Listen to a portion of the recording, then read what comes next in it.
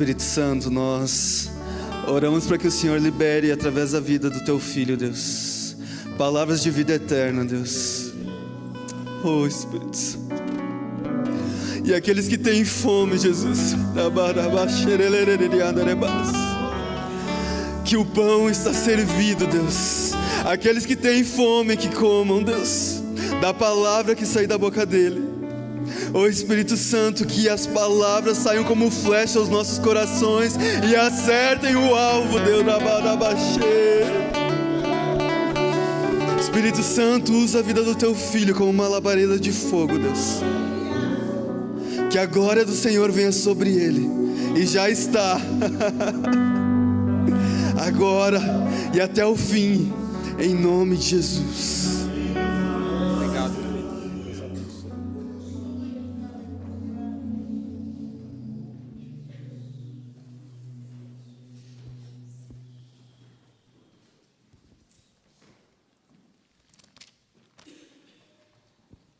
graça e paz, amados. Uma honra muito grande estar aqui, compartilhando a palavra. Nos conhecemos aí pelas lives, não é isso? Durante a pandemia, e eu tive um desejo muito grande de um dia estar aqui presencialmente.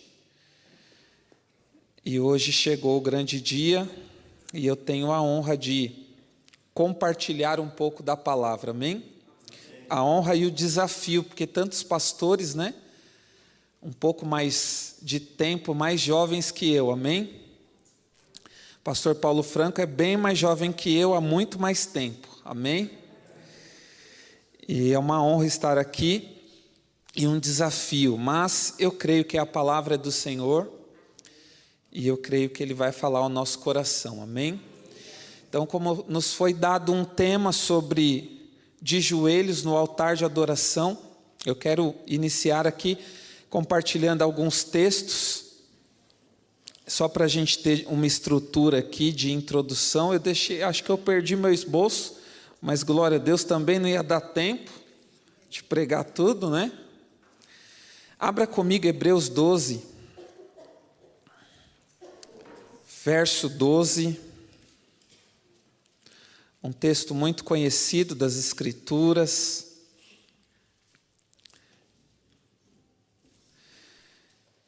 Diz assim a palavra: portanto, tornai a levantar as mãos cansadas e os joelhos desconjuntados.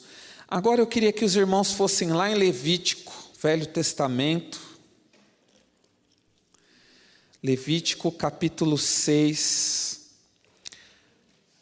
verso 12 e 13.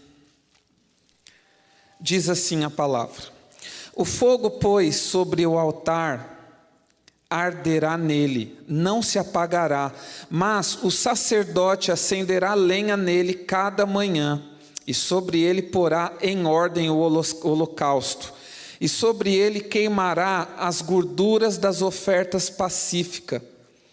O fogo arderá continuamente sobre o altar, não se apagará. Corre comigo de novo lá no Novo Testamento, Romanos 12.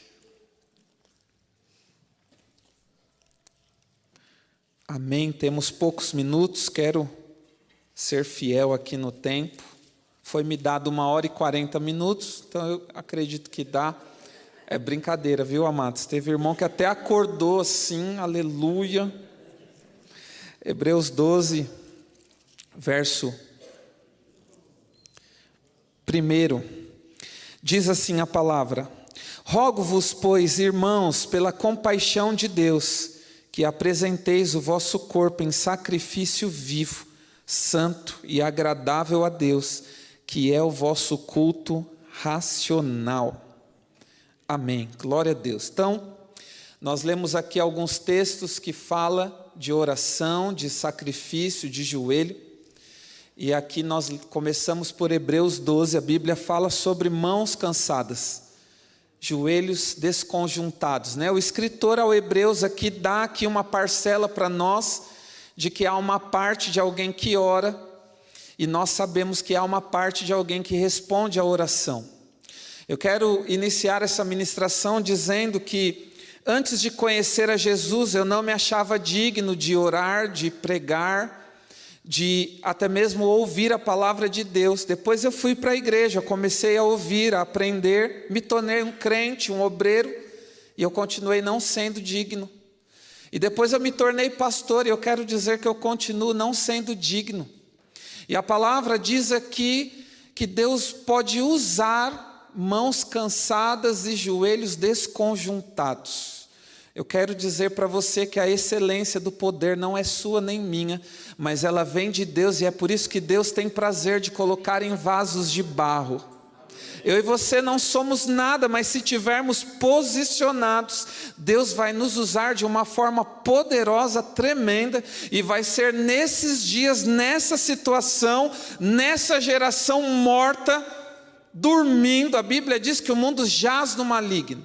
Algumas traduções desse texto lá em João vai falar está no maligno, ou está debaixo do controle do maligno. Essa palavra está, ela vai remeter a nós um estar no sentido de repouso. Eu não sei se você já assistiu aqui algum desenho. Já viu quando o pica-pau pega aquele gorila perigoso e faz... Já viu?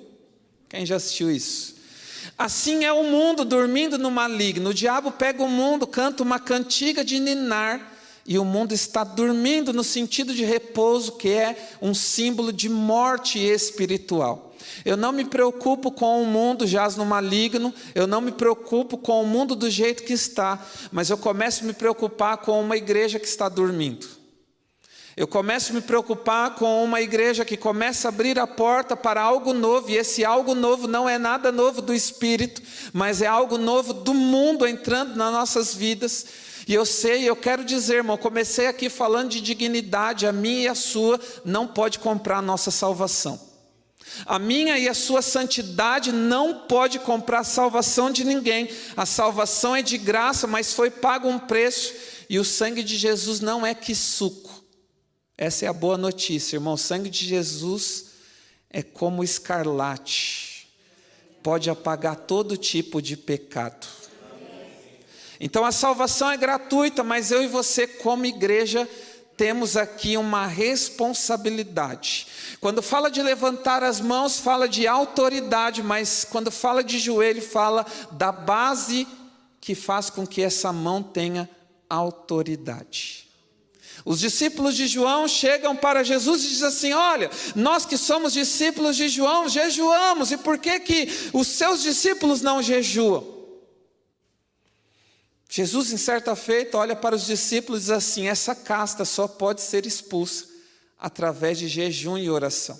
E há muitos crentes, como eu e você, que jejuamos, pensando que Deus vai nos dar autoridade. Eu quero te dar uma notícia, não para te frustrar, mas para te acordar. Quando você se torna a igreja, não que você é digno. Ah, pastor, agora eu sou da igreja, eu sou digno. Não, mas quando você se torna a igreja, você recebe um pacote de autoridade espiritual. Quando Jesus fala de jejum, ele não fala de autoridade, ele vai falar de dimensão de fé.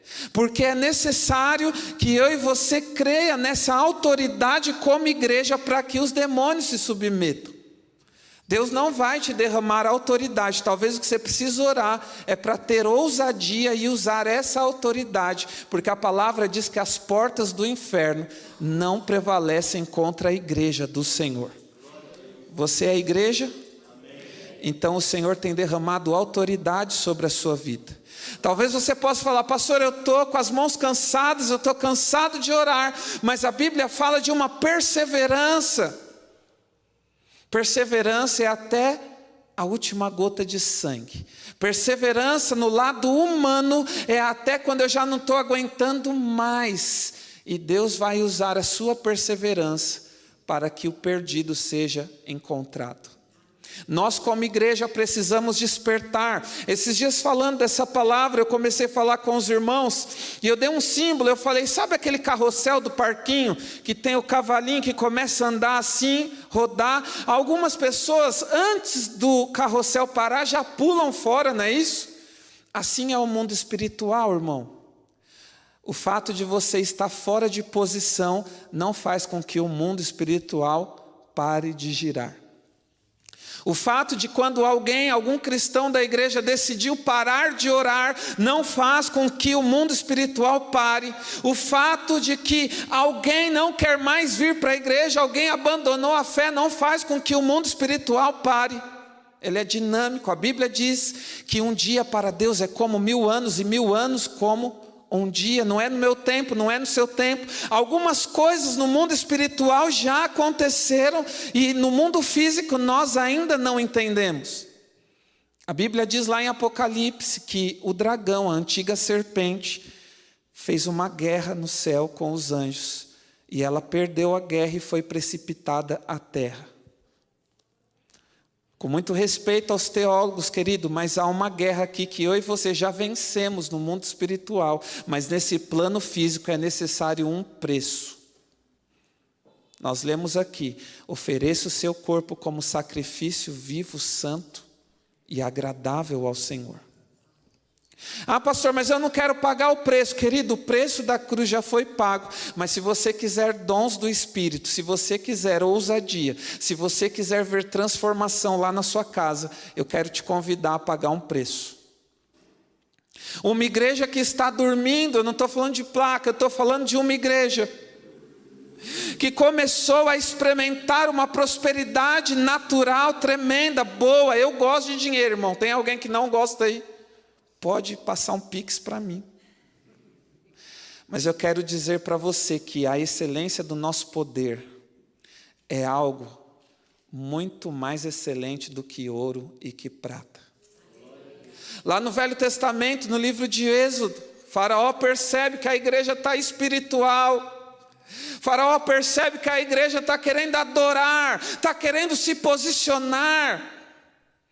E a Bíblia diz que eles tentam sair do reino do Egito. E, pode sair, mas deixa o gado. Não, nós temos que levar tudo, nem uma unha vai ficar aqui. Sabe o que Moisés estava querendo dizer? Olha, eu preciso desse gado aqui para oferecer uma oferta ao Senhor lá no deserto. Mas há uma igreja, a geração de Eli, que está brincando com a oferta. Ah, pastor, é dinheiro? Não, oferta, querido, no tempo da graça, é o seu coração totalmente entregue. Há uma galerinha aí, e aqui não tem ninguém assim, é só lá na minha igreja, eu vou falar só para citar, tá, irmãos? Não tem ninguém aqui, é só lá na minha igreja. Mas há uma galera dentro da igreja, querido, que está se achando a última bolacha do pacote. Aqui não tem nenhuma estrela em nome de Jesus, é só estou citando. Vou falar mais desse lado aqui da nossa congregação. Há uma galera nesses dias que não está posicionada em Deus, mas está posicionada dentro da igreja, mas com olhar para o mundo. Deus está nos chamando a uma responsabilidade. Joelho, irmão, não fala só de sentir. Eu estou sentindo, acordei hoje com uma vontade de sentir, de orar. Irmão, isso é bom, é tremendo. A santidade na sua vida não é para pagar um preço, não é para mostrar que você quer ser salvo, mas a santidade na sua vida, a oração na sua vida, é um sentido de que você nasceu de novo. É um novo DNA na sua vida. Só que a palavra vai nos ensinar que nesses dias, como igreja, há uma criatura lá fora aguardando ardentemente a manifestação dos filhos de Deus. Você está aí comigo? O meu joelho é muito mais responsabilidade do que sentimento. As minhas mãos levantadas é muito mais exercer posição de autoridade do que ir num louvorzão para eu me sentir melhor. A Bíblia vai falar de uma rainha que simboliza a igreja, a Esther. No livro de Esther, a Bíblia diz que um certo primeiro ministro foi levantado pelo rei, e Mardoqueu, um judeu que guardava princípios de Deus, ele não se prostra a esse primeiro ministro, o Amã. Mas diz que o rei levantou esse primeiro-ministro, e esse primeiro-ministro, ele dá um decreto, e ele dá uma ordem que aquele decreto tinha que ser traduzido a todas as províncias. Vamos ler todo mundo junto, traduzido em todas as províncias, que os judeus vão morrer porque não se prostraram diante do primeiro-ministro, diante da política. E diz a palavra que o Mardoqueu, ele que conhece a palavra, ele tem os princípios, o que ele faz? Ele se veste de pano de saco e ele vai para as ruas do castelo chorar. Se você ler lá a história, você vai entender que já fazia um certo tempo que o rei não mandava chamar Esther. Esther devia estar aí mais ou menos 1 mês, 40 dias, sossegadinha no palácio. A rainha, judia, mas rainha agora, com poder de influência, mas tranquila no conforto. E diz que ela fica sabendo e fala assim, vamos preparar uma roupa lá para o Mardoqueu. E manda uma roupinha, porque não é justo que o Mardoqueu chore e fique vestido de humilhação. A igreja dormindo quer colocar conforto nos profetas. A igreja dormindo quer fazer uma canção de ninar na voz profética. E se você é voz profética dessa igreja ou de qualquer região, eu quero dizer para você, comece a sair do conforto do sono, porque Deus quer te usar para alertar a igreja dos últimos dias. Mas a Esther é a rainha, e ela fala, não, manda uma roupa lá para o Mardoqueu, e Mardoqueu conhece o princípio. Ele fala, não, é tempo de chorar. E ele vem até Esther, manda uma mensagem e fala assim, olha, pelos princípios que eu conheço, eu sei que Deus pode levantar socorro até de outro lugar. Pelo Deus que eu sirvo, eu sei que Ele vai deixar a gente ser apertado até quase a morte. Oprimidos, mas não abatidos. Mas eu quero te dizer uma coisa, Esther. Você tem poder e influência diante do rei para livrar o nosso povo e a sua família. Mas se você não se levantar e não exercer a sua responsabilidade, eu tenho certeza que Deus vai trazer livramento de outro lugar. Só que você e a sua casa vão perecer porque a sua responsabilidade está dormindo. Nesse texto, querido, eu vejo mais ou menos o que nós estamos vivendo hoje. Primeiro-ministro, o Amã, totalmente maligno, representa, na minha visão aqui, na minha opinião, uma política totalmente corrupta. Aqui, o rei Assuero representa as leis, que é moldada facilmente pelos corruptos. Aqui o Mardoqueu, ele simboliza para mim o alerta da igreja, a palavra, o princípio bíblico, a voz profética. E nessa noite, querida, eu não estou falando que eu sou profeta não, mas eu quero ser o alerta de Deus na sua vida, para dizer, é tempo de acordar, é tempo de ter visão espiritual, é tempo de sair do sono da morte e acordar. Levanta, desperta tu que dorme, levanta-te dentre os mortos e Cristo te esclarecerá. A glória de Deus vai brilhar através de mim e de você. Não é a minha glória, não é a sua glória, não é você estrelinha, não. Mas Deus vai te usar nessa geração como um objeto, como um instrumento de adoração e glória para Ele.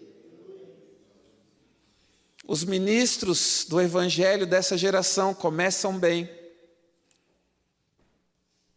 e são abatidos por causa da sua soberba.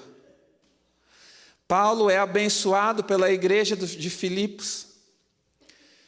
E ele sabe que aquela igreja vai colher em glória. E ele diz assim, o meu Deus suprirá todas as vossas necessidades em glória. Não é isso que ele fala? Só que um pouquinho antes ele começa a tratar com essa igreja humildade. Porque ele sabe que o avião de decolar de todo crente, irmão, é primeiro descer diante de Deus, humilhai-vos diante da potente mão do Senhor.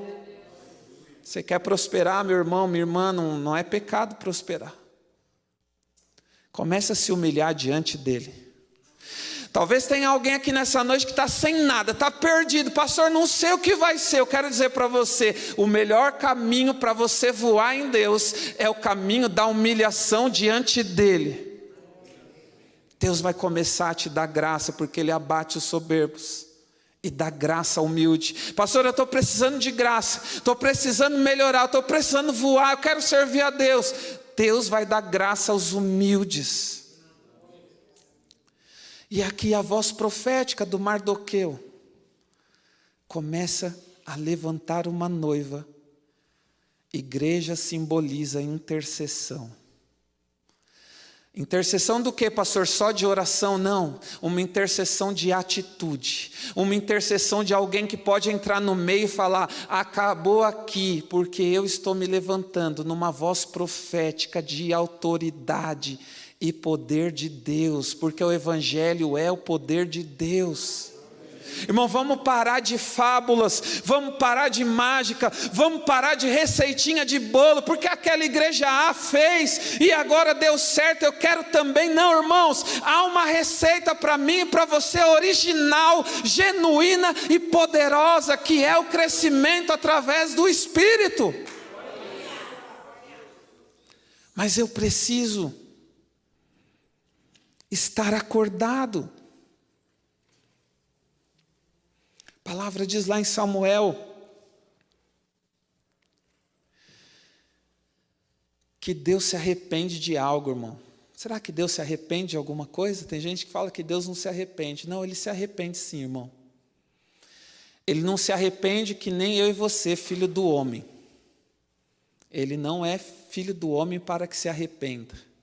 Mas a Bíblia diz que Deus havia dado uma promessa para que a casa de Israel, para que a família do sacerdote andasse junto dele. E ele diz assim: agora, porque vocês estão brincando com o altar, com a oferta, com a honra, longe de mim, vocês vão andar longe de mim. Sabe, querido, Deus tem confiado à sua igreja uma unção tremenda, mas nós não estamos discernindo isso. Alguém disse, um pastor disse que é nas noites mais escuras que é possível ver as estrelas. E eu quero mudar isso aqui para 2 Wallace capítulo 2, dizendo assim: é nas vigílias mais frias, irmãos, que Deus vai colher a sua verdadeira adoração. Sacrifício. Pastor, sacrifício do quê? De louvor. Sacrifício de adoração. Irmão, Deus não quer mais um bicho morto, não. Os veganos vão dar glória a Deus, aleluia. Irmão. Deus quer o seu coração quebrantado, contrito. Deus quer um bicho morto chamado eu, o meu ego. Deus quer a minha idolatria no altar colocada. Jesus, eu morro para mim mesmo, para as minhas paixões, para os meus desejos carnais, para tudo aquilo que eu coloco em primeiro lugar, que não é o teu nome. Deus está me chamando, Deus está te chamando para um lugar de arrependimento. Jesus falou que se o grão cair na terra, o trigo, e não morrer, ele fica só, mas se ele morrer, ele dá muito fruto. E eu quero declarar sobre a sua vida que você vai dar muito fruto.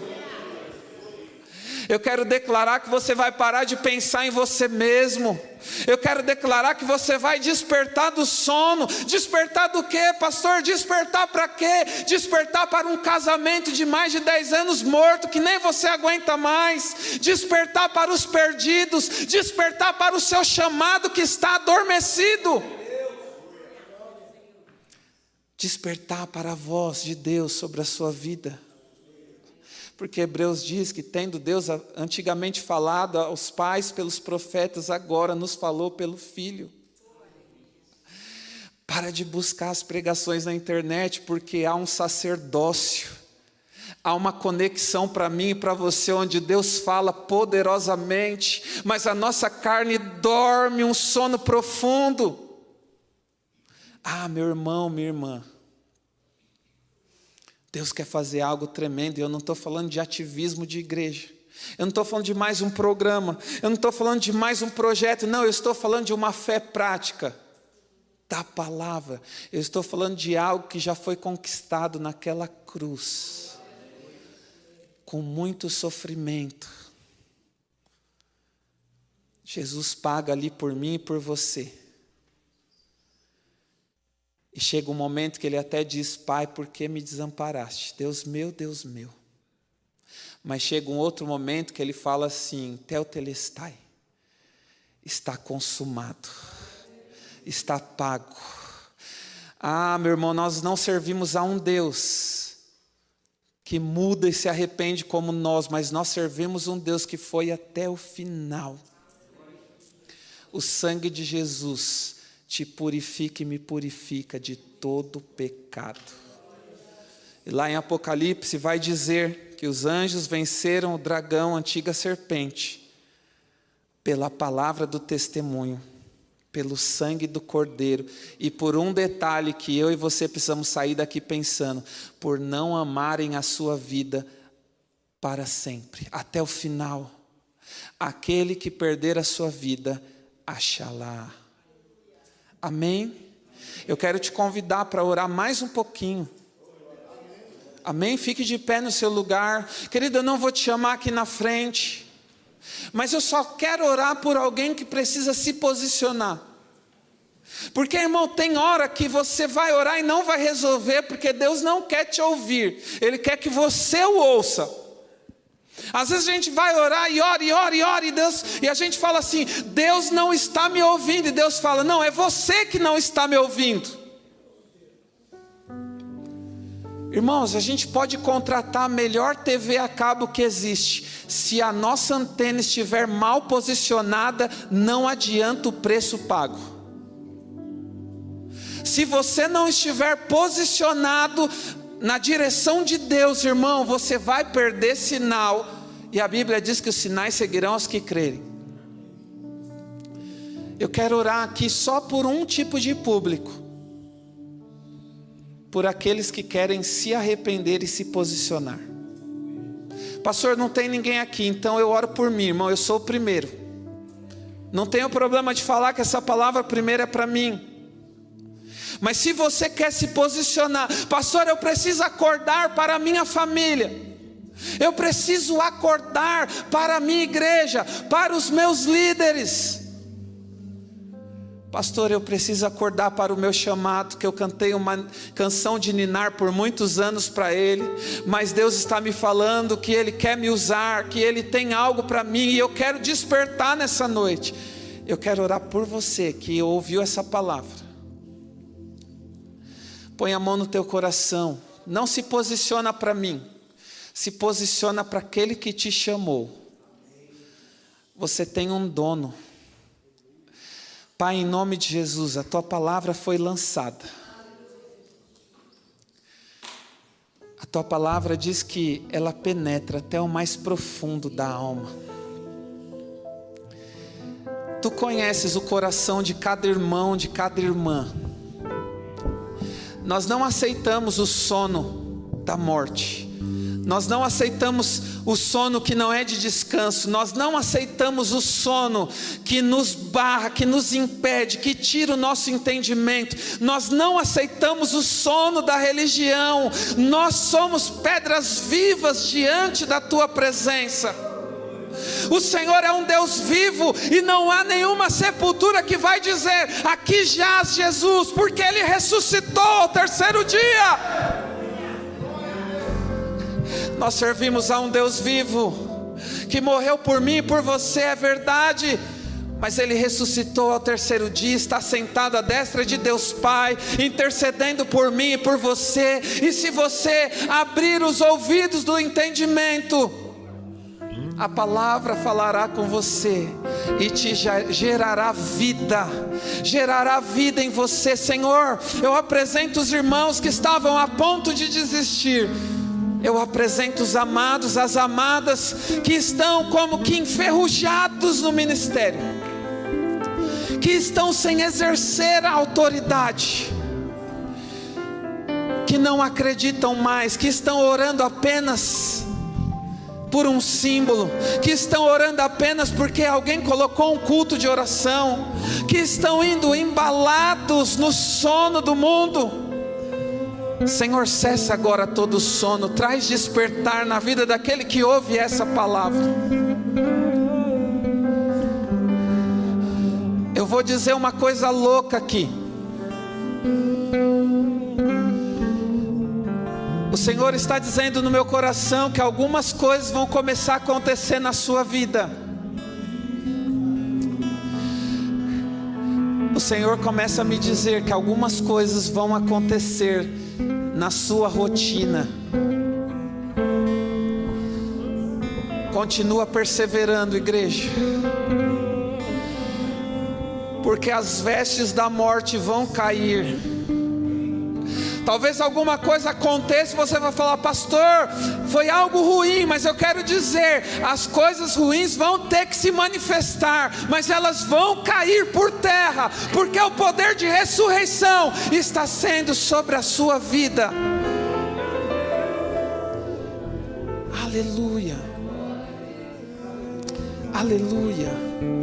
Que o Senhor te abençoe, te guarde, te fortaleça, em nome de Jesus.